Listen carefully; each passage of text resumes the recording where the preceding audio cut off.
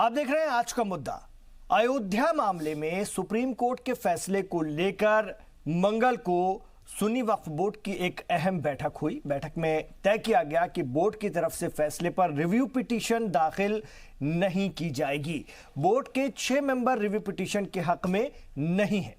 हालांकि 5 एकड़ जमीन ली जाए या नहीं, इस पर अभी कोई फैसला नहीं किया गया है। इस बीच मुल्क के 100 जानी मानी मुस्लिम हस्तियों ने भी अयोध्या फैसले पर रिव्यू पिटीशन दाखिल करने की बात की मुखालफत की है। उनका मानना है कि कुछ फरीकों का रिव्यू पिटीशन का फैसला तनाज़े को जिंदा रखेगा।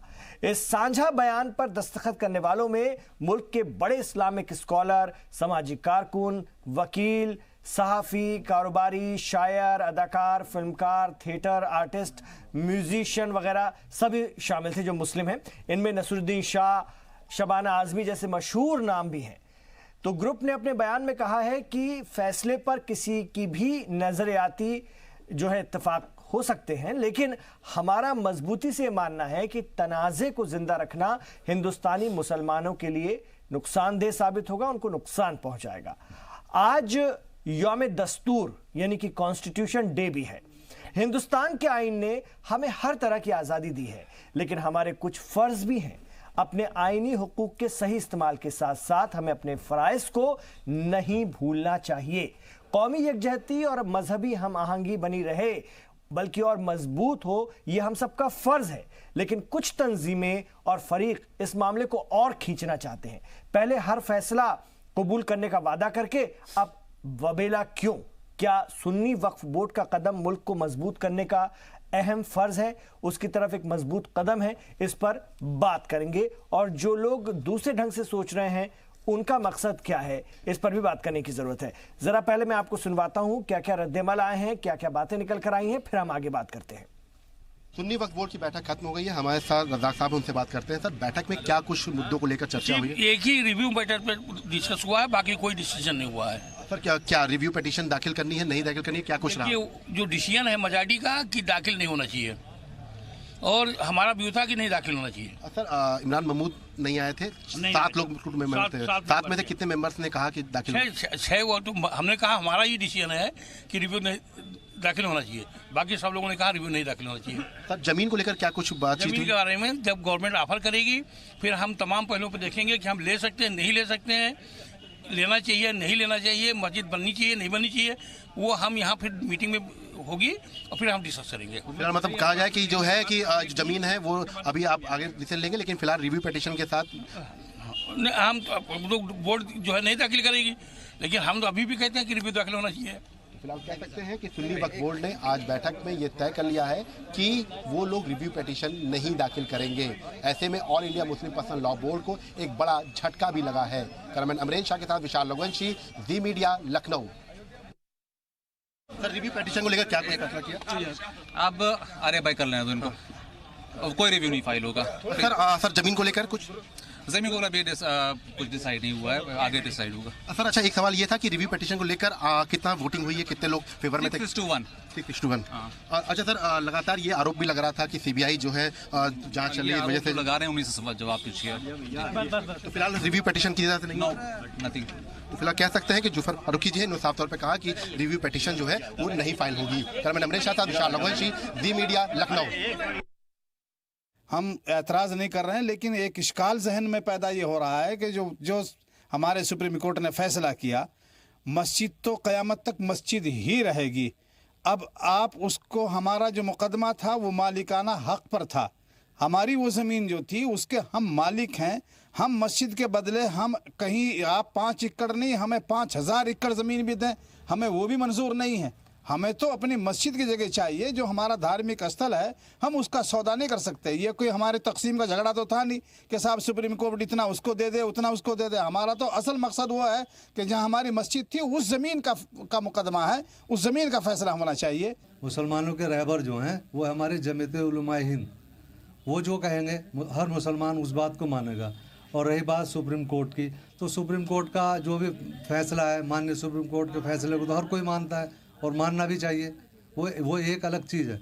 लेकिन उसमें जैसे ये है कि मान लो 5 एकड़ ज़मीन आप कहीं और ले लें, चूँकि उसमें जो ज़मीन का मामला है, तो हमारा जो लड़ाई थी वो ज़मीन के लिए, उसके मालिकाना हक के लिए थी, मस्जिद के लिए नहीं थी। मस्जिद तो जहाँ थी वो है, हमारी मस्जिद थी, बाबरी मस्जिद जहाँ मौजूद थी वो है, क़यामत तक वो रहेगी। हमारे उलमाओं का भी ये कहना है कि मस्जिद जहाँ एक बार बन गई वो क़यामत तक वहाँ मस्जिद रहती है।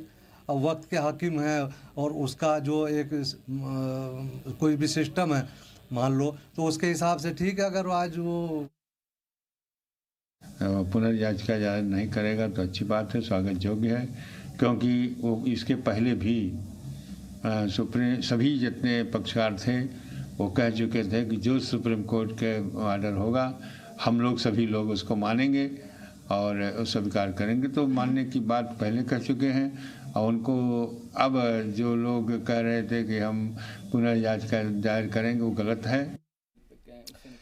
तो नाजरीन, हमारे 5 सवाल होंगे जिनके इर्द गिर्द हमारी आज की चर्चा घूमेगी। हमारा आज का पहला सवाल है कि जब सुन्नी वक्फ बोर्ड नहीं है राजी तो रिव्यू पिटीशन की पैरवी में कितना दम। आज सुन्नी वक्फ बोर्ड ने भी, सुन्नी सेंट्रल वक्फ बोर्ड जो है उसने साफ कर दिया कि वो रिव्यू पिटीशन नहीं दाखिल करने जा रहा है, तो फिर पिटीशन की जो बात है उसकी पैरवी में कितना दम। दूसरा सवाल, फैसले से पहले सबने कहा था कबूल होगा, अब वबेला क्यों, इस पर भी बात करने की जरूरत है। मैं अक्सर इस सवाल को उठा रहा हूं। तीसरा सवाल, मुस्लिम हस्तियां भी कर रही हैं रिव्यू की मुखालफत, तो क्यों बेदार नहीं हो रहा है मुस्लिम पर्सनल लॉ बोर्ड, ये भी एक बड़ा सवाल है। जब 100 बड़े बड़े जो दानिश्वर हैं देश के, अलग अलग शोबे से जुड़े हुए लोग हैं, वो भी कह रहे हैं कि इसको छोड़िए आगे बढ़ते हैं, तब भी इस जिद का क्या मतलब। चौथा सवाल, क्या रिव्यू पिटीशन के फैसले से पहले आवाम की कोई राय ली गई, ये भी हमारा बहुत अहम सवाल है। मुस्लिम पर्सनल लॉ बोर्ड कहता है कि हम आवाम के नुमाइंदे हैं, हम शरीयत के हिफाजत के लिए बने इदारे हैं, हम आवाम से न भी पूछें तो हम अपने आप में नुमाइंदे हैं। मेरी ज़फ़रयाब जिलानी साहब से इसी शो में बात हुई थी तो उनका कहना था कि हमें किसी से पूछने की ज़रूरत नहीं है। तो मेरा सवाल उनसे हमेशा यही रहा है कि क्यों नहीं पूछने की ज़रूरत है, आप कोई डेटा दिखाइए, किन के आप नुमाइंदे हैं, कितने लोग आपके साथ हैं, ये आपको साबित करना होगा। पांचवा सवाल, कौम की बड़ी तंजीमें, जमातें और उलेमा इस बारे में क्या सोचते हैं, इस पर भी बात करेंगे। कुछ उलेमा हजरात को भी हमने अपने साथ रखा है, हमने अपने साथ मुस्लिम तंजीमों से जुड़े हुए लोगों को भी अपने साथ रखा है, उन पर भी हम बात करेंगे। स्कॉलर्स भी हमारे साथ हैं। तो आइए इस बातचीत की शुरुआत करते हैं। मैं हमारे मुअज़्ज़िज़ मेहमानों का तारुफ आपसे करवा दूँ। मेरे साथ इस वक्त स्टूडियो में तशरीफ़ फरमा है HS रावत साहब। आप मजहबी रहनुमा हैं। मैं कभी किसी को हिंदू मजहबी रहनुमा या मुस्लिम मजहबी रहनुमा नहीं बोलता। मजहबी रहनुमा सिर्फ मजहबी रहनुमा होता है, वो अच्छाई के लिए, अच्छा रास्ता दिखाने के लिए चलता है। तो हमारे साथ मुफ्ती शमून कासमी साहब भी हैं, बड़े इस्लामिक स्कॉलर हैं, और साथ में एक राष्ट्रवादी सोच को आगे बढ़ाने वाले मौलाना है। हालांकि इस शो में जब आपको लोग सुनते हैं तो बहुत सारे लोग आपके नज़रिए से इत्तेफाक नहीं रखते हैं मुफ्ती साहब, लेकिन आपकी बातें सुनते ज़रूर हैं। मेरे साथ इस वक्त सैयद यासिर जिलानी साहब स्टूडियो में तशरीफ़ फरमा है, भारतीय जनता पार्टी के लीडर हैं और मुस्लिम राष्ट्रीय मंच के कौमी तर्जुमान भी आप हैं। ये वो तंजीम है जो कि RSS की सरपरस्ती में चलती है और आप HRD मिनिस्ट्री में उच्च शिक्षा समिति के सदस्य भी हैं। और हमारे साथ इस वक्त अब्दुल मोइद अजहरी साहब हैं। मिस्र में आपकी शिक्षा दीक्षा हुई है, एक बड़े इस्लामिक स्कॉलर के तौर पर, नौजवान इस्लामिक स्कॉलर के तौर पर भी जाने जाते हैं। तो आइए बातचीत की शुरुआत करते हैं। मेरे वही सवाल रहेंगे, सवालों से ही मैं अपनी बात करता हूं। सबसे पहले मैं आप ही के पास आना चाहूंगा अजहरी साहब, जब सुन्नी वक्फ बोर्ड नहीं है राजी, आज तो सुन्नी वक्फ बोर्ड ने बाकायदा ऐलान कर दिया कि हम नहीं डालेंगे रिव्यू पिटीशन, तो फिर अब इस रिव्यू पिटीशन की पैरवी में, बड़ा फरीक था ना इस पूरे मामले का, इस रिव्यू पिटीशन की पैरवी में कितना दम। देखिए, ये बात जो मैं अगर आवाम की बात करूं तो फैसले से पहले आवाम ये तय कर चुकी थी कि अदालत का जो भी फैसला आएगा, अदालत जो भी हल निकाल कर पेश करेगी उसे वो कबूल करेगी। वो यहाँ तक भी कह रही थी कि हमारे हक में नहीं भी आता है तब भी हम कबूल करते हैं। एक चीज। दूसरी चीज है कि वो कभी उसने क्या फैसला आएगा इसकी भी उसने जो है प्रेडिक्शन नहीं की। आज के टाइम में उसका रिव्यू पिटीशन, उसे ना मानना और ना मानने के लिए ये जो सौदेबाज तंजीमें हैं, ये असल में कौम मुस्लिम के साथ जो सबसे बड़ा धोखा है वो यही कर रहे हैं। मुस्लिम पर्सनल लॉ बोर्ड खास तौर से, उसके बाद आप चाहे जमीयत उलमा की बात करें या फिर जो है या कुछ फरीक है और भी तंजीमें, मैं बहुत खुल के अभी सारी की सारी तंजीमों के जो चेहरे हैं वो बेनकाब हो चुके हैं। मुस्लिम पर्सनल लॉ बोर्ड जैसी तंजीम ने पिछले जो मैं जहां तक मैं शऊर की बात करूं, जहां से मैं देख रहा हूं, 10 वर्षों से लगातार सिर्फ और सिर्फ धोखे पे धोखे ही देती आ रही है। मुझे नहीं मालूम कि ये किससे राय लेते हैं, मुझे नहीं मालूम कि अवामी राय में कितनी शामिल होती हैं।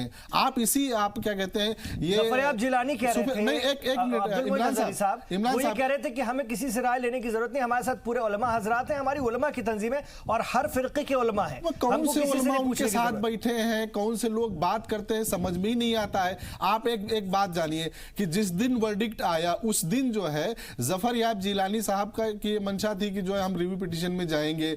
उसके बाद तंजीम कहती है कि नहीं अभी हम इस पे गौर करेंगे, हम अभी नहीं जा रहे हैं। उसके बाद अब एक मीटिंग होती है, मीटिंग में जो है मुस्लिम पर्सनल लॉ बोर्ड पास कर देती है कि नहीं हम रिव्यू पिटीशन में जा रहे हैं।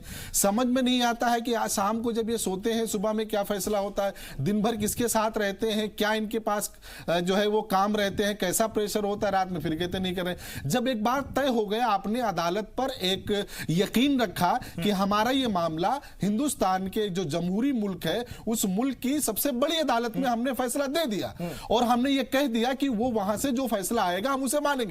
अब आप छूछेरा की गुंजाइश आपके पास नहीं होती है। और दूसरी जो सबसे बड़ी बात है वो शायद पता नहीं नजर जहां तक जा रही नहीं जा रही, इससे बेहतर फैसला मुझे लगता है कि आज के हालात में नहीं हो सकता था। जो 2-3 बड़ी चीजें उसमें सामने आई हैं इमरान साहब, आप देखिए कि अदालत ने वो जमीन क्या कहते हैं जिस पर ये विवाद चल रहा था उसे अगरचे राम जन्मभूमि के नाम पे रामलला विराजमान को दिया है, 5 एकड़ जमीन दिया है। 3 बड़ी चीजें जो है उसने बहुत साफ कही हैं, उस पर मुसलमानों को गौर करना चाहिए। और मुझे लगता है अगर ये जीत, मैं तो मानता हूं जीत हार नहीं है, लेकिन अगर इसे जीत और हार की नजर से भी देखा जाए तो मुसलमानों को मायूस नहीं होना चाहिए। लेकिन ये कि ये इस तरह के लोग उसे गुमराह करते हैं। पहली चीज ये है कि 1949 में जो कुछ हुआ वो इलीगल था, उसके बाद 1992 में जो हुआ था वो इलीगल था। तीसरी चीज जो ये दावा था कि जो है वो कोई टेंपल तोड़ करके वो उस पे मस्जिद तामीर हुई थी, ये साबित नहीं हुआ। जब इतनी सारी चीजें एकदम वाजे हो गई हैं तो अब वावेला करने की जरूरत नहीं है। मेरा अपना मानना यही है कि हमने अदालतें उज़्मा पर भरोसा जताया। इसी बिना पर रिव्यू पिटीशन डाल रहे हैं। काहे के लिए रिव्यू पिटीशन जा रहे हो? ऑनरेबल कोर्ट ने इन तमाम बातों का जिक्र किया और माना है तो फिर हर धर्मी है इमरान साहब, ये सिर्फ और सिर्फ हर धर्मी है, धोखेबाजी है।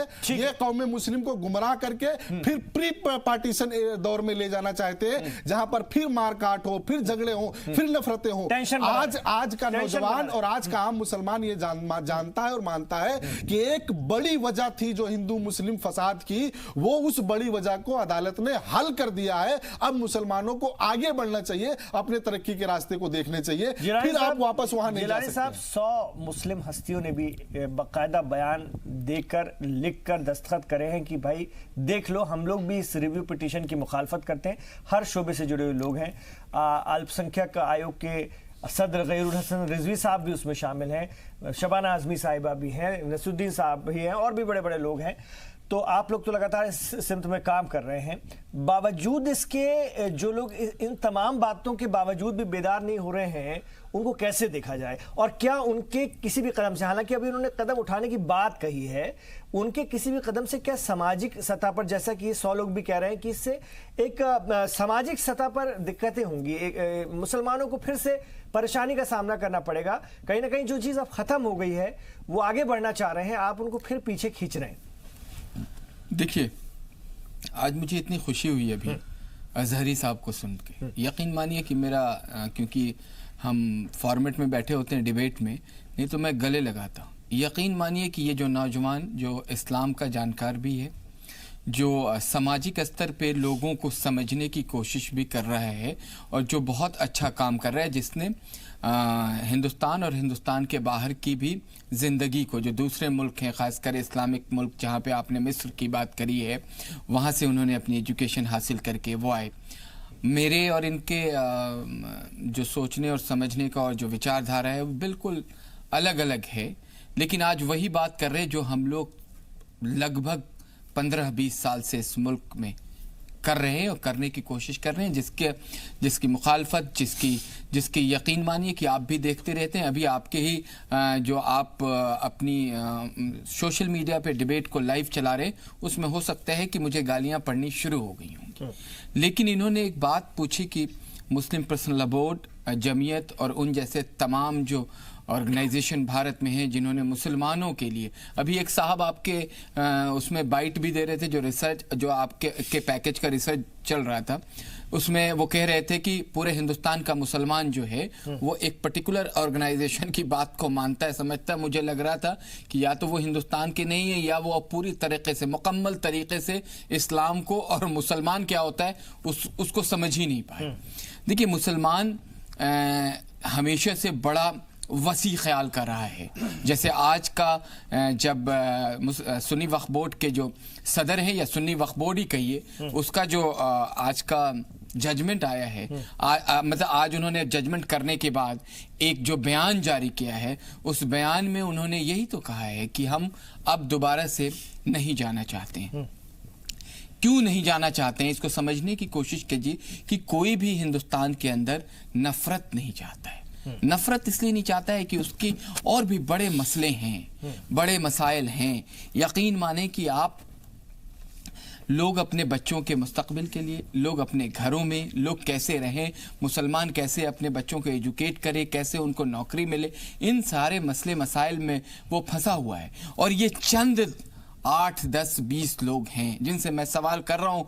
पिछले जब से मंदिर का जजमेंट आया है तब से मुझे गालियाँ और धमकियाँ लोग दे रहे हैं, लेकिन क्या आप बताइए, मैंने इनसे 251 की बॉडी है मुस्लिम पर्सनल लॉ बोर्ड की, नंबर 1 से 20 तक मैंने इनसे जिस दिन सवाल पूछा था, ये गुस्से में आ गए थे कि बताइए कि आप जिस मुसलमानों की आप एक तरफ तो कहते हैं कि एक ही सफ में खड़े हो गए महमूद अयाज, ना कोई बंदा रहा ना बंदा नवाज, और दूसरी तरफ जो पहले से 20 तक जो मुझे ध्यान है उसमें पासमानदा मुसलमान एक भी नहीं है। इनसे सवाल करिए तो ये आपसे गुस्से में आ जाते हैं। जो सबसे ज्यादा जिसकी तादाद है, जो मुसलमान आपकी लाठी बन के खड़ा है, उसको आपने बताइए कि कब सदर बना दिया, कब सदर बना दिया बोर्ड के अंदर। बोर्ड में भी जातिवाद है 100% है। और तमाम ऐसे ऑर्गेनाइजेशन जिसके इस वक्त हेड हैं, मैं नाम नहीं लेना चाहता हूं, जजमेंट के दिन जो रिव्यू पिटीशन दाखिल करने के लिए जिन साहब ने प्रेस कॉन्फ्रेंस करी थी, उसमें 3 लोग बैठे थे, इलियास रसूल कासिम, मैं नाम आगे उनकी जाति नहीं लगाना चाहता हूं, सैयद हैं, जफर याब जिलानी सैयद हैं, और एक और सैयद कासमी साहब बैठे थे। 3 लोग बैठे थे।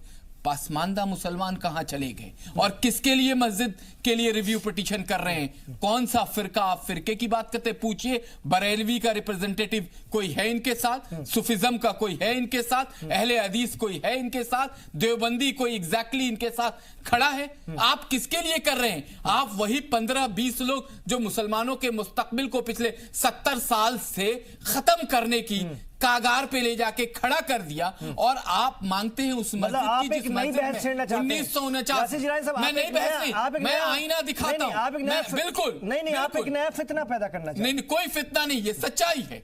फिर या तो आप मत कहिए कि एक ही सफ में खड़े हो गए महमूद अयाज, अगर आपके दिल में है तो पिछले 10 साल का रिकॉर्ड उठा के दिखाइए। मैं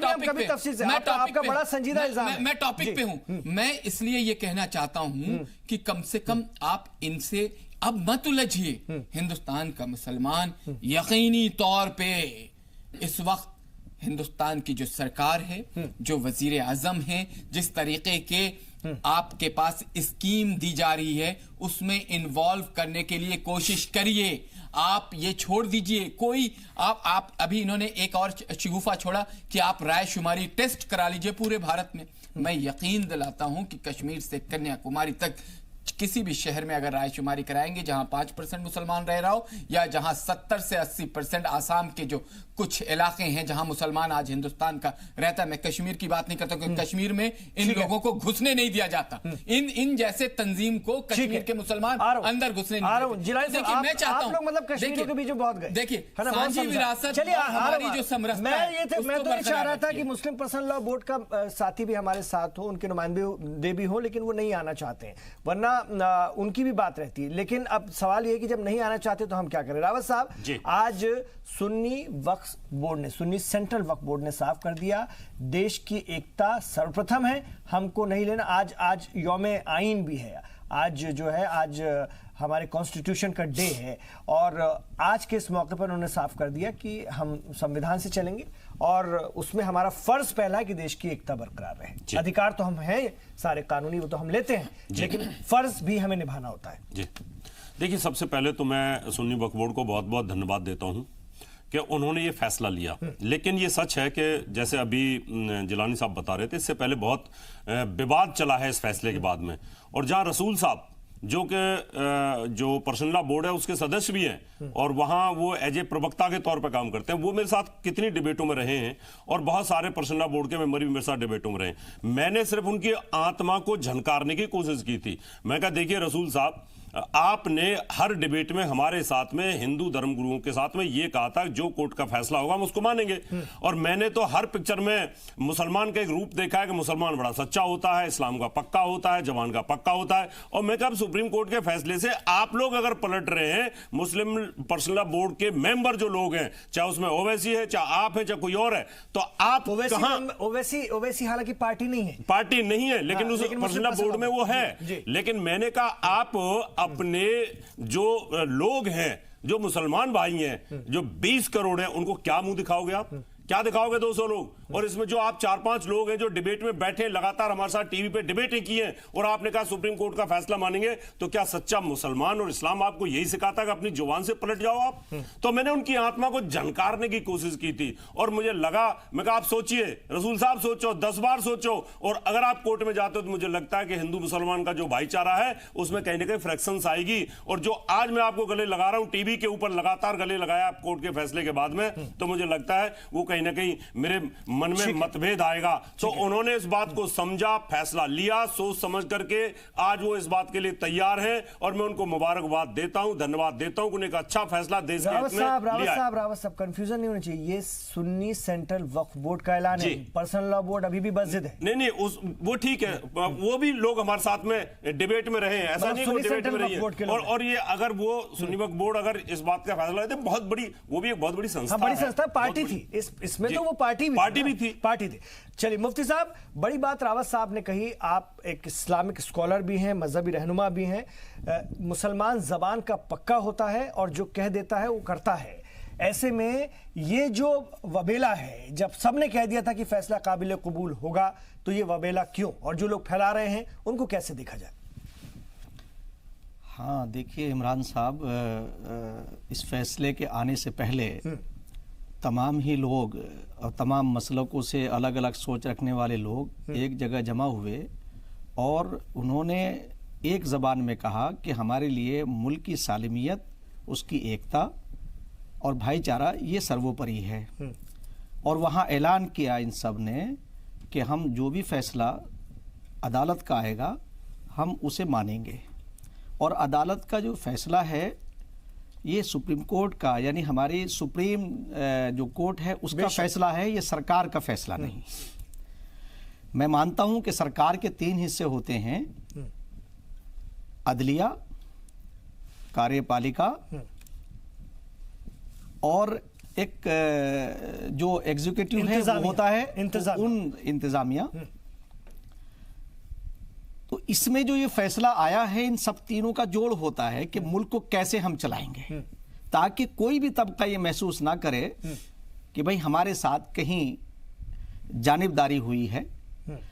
जैसे मुझसे पहले ये बताया कि जितनी जो 3 चीज़ें आई हैं कि मस्जिद के बारे में माना, इतना बढ़िया फैसला आया, तो और देश का मुसलमान, इस मुल्क का मुसलमान जो अमन सलामती चाहता है, जो अपने बच्चों को आगे लाना चाहता है, और ये देश इतनी रिवायतों से भरा हुआ है, अनेकता में एकता, भाईचारा हमारी तहजीब है, हमारी विरासत है, हमारी संस्कृति है।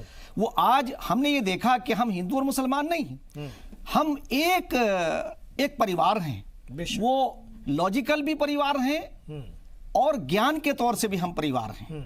मैं आज ये उन लोगों को ये बात कहना चाहता हूँ कि दुनिया का इतनी अच्छी बातें कुछ लोगों को क्यों नहीं समझ में आती? क्यों नहीं आती ना, मैं आपको वही बताना चाहता हूँ। उसमें भी तो जैसा वो दावा करते हैं कि उलमा हज़रात अभी दानिश्वर हैं, बड़े बड़े लोग हैं, जैसा कि जफर याब जिलानी साहब जी सलाम पर दावा कर रहे हैं। मैं आपसे बताऊं ना, अब इनके ऊपर मैं आना चाहता हूँ। अभी मेरे दोस्त ने ये बात कही और बड़ी प्यारी बात है, बहुत खुल के बात, ये भी मादा हर एक में नहीं, मगर मैं आज कि नहीं है ना उम्मीद इकबाल, मैं आज ये कहता हूं अपने नौजवानों से, मैं आज इमरान साहब आपको ये बताना चाहता हूं कि इस देश का युवा, हिंदू हो या मुसलमान, उसकी पॉजिटिव थिंकिंग है, वो अपने देश को आगे ले जाना चाहता है, वो देश में झगड़े नहीं चाहता, भाईचारा चाहता है। और मुसलमान नौजवानों को तो और उसमें बढ़ चढ़ के वो हिस्सा लेता है कि मैंने ये देखा है, हम बचपन से चले, अब तो हम एक उस उम्र में है जो बीच में है, हमें मालूम ही नहीं था कि हिंदू और मुसलमान क्या होते हैं, हम एक दूसरे के यहाँ शरीक होते थे। अब इन लोगों ने, आप नौजवानों के बीच में जा रहे हैं, आप तकरीर करते हैं, आप उनके बीच में होते हैं। नहीं, देखिए मैं आपको वहां कहना चाह रहा हूं, फैसले के बाद उनका क्या रद्द-ए-अमल रहा? देखिए मैं आपको वही कह रहा हूं कि ये लोग क्या हैं, अगर ये तंजीमें आज बताएं, मैं बहुत मुसलमान नौजवानों से कहना चाहता हूं, देश के इंटेलेक्चुअल से कहना चाहता हूं, उलमा से कहना चाहता हूं कि आप ये बताइए कि क्या नबी के तरीके को आपने इस्तेमाल किया है? आप बताएं कब इन तंजीमों के इंतखाबात होते हैं, कब इन तंजीमों के इंतखाबात जो इलेक्शन होता है, इसमें शफाफियत क्यों नहीं है, इसमें ट्रांसपेरेंसी क्यों नहीं है? मैं अगर बात कहूंगा तो बहुत दूर तक जाएगी। आज मैं कहना चाहता हूं 2010 में जो आंदोलन चला, अन्ना मोमेंट में उसके फाउंडरों में से हूं, तो उस वक्त ये लोग क्यों नहीं जुड़ रहे थे?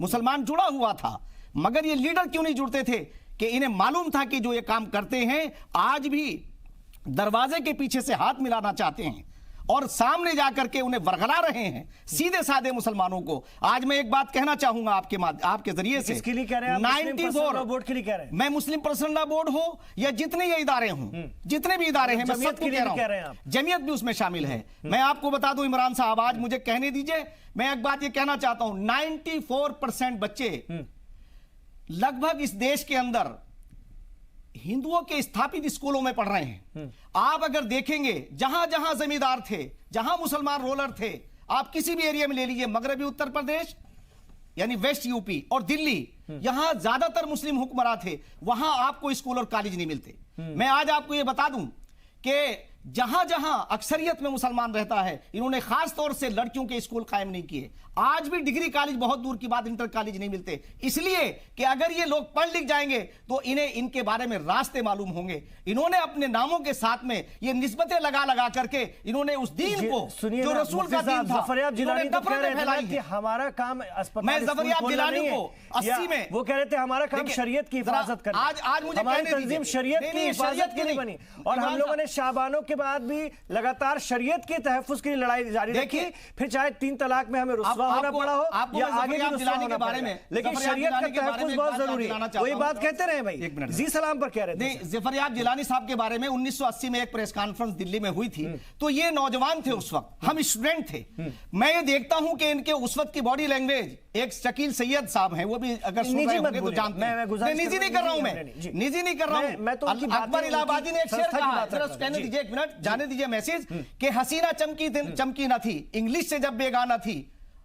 अब वो हसीना चमकी ना थी इंग्लिश से जब बेगाना थी, पहले वो चिरागे, अब वो शम्मे अंजुमन है, पहले चिरागे खाना थी। पहले ये हाल था, आज ये बाबरी मस्जिद को लेकर के और इन इश्यूज को लेकर के इनकी इंक्वायरी होनी चाहिए सबकी, कि कहां से पैसा आता है। और आज मैं कहना चाहता हूं अपने नौजवानों से कि मुस्लिम नौजवानों, आप नफरत के रास्ते को छोड़ करके आप देखिए कि आपको 54 साल के अंदर आपको जज्बाती बनाया। आज एक सरकार 5 साल का दावा पेश करता हूं कि पूरे जब से नरेंद्र मोदी जी आए हैं, बताइए कहीं कोई अगर ज्यादती हुई हो, 2.5 लाख मुसलमानों को मकान बनाने के लिए पैसे मिले, गैस कनेक्शन फ्री मिले, तो आप इन चीजों को मलहूज़ खातिर रखिए। एजुकेशन के अंदर मेरे पास कमेंट्स आ रहे हैं, वो कह रहे हैं कि आप बीजेपी के लीडर की तरह क्यों बात कर रहे हैं? आप कौम के रहनुमा की तरह बात कीजिए। वो है ना यासिर जिलानी, है ना बीजेपी के लीडर। मैं आ रहा हूं।